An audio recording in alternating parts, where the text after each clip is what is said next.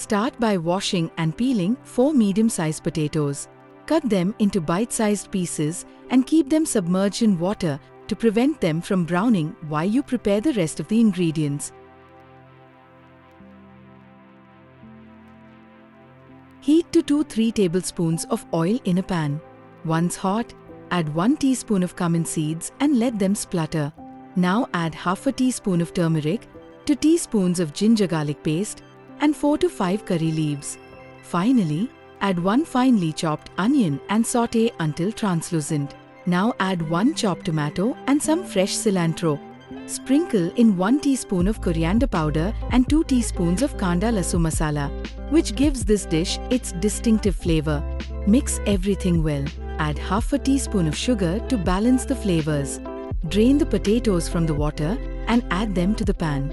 Pour in a 1/4 cup of water and add salt according to your taste. Mix everything thoroughly. Cover the pan and let it cook for about 3 to 4 minutes on medium heat until the potatoes are tender when pierced with a fork.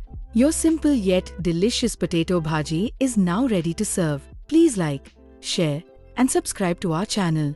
Take care and happy cooking from P. Bhatt's Kitchen.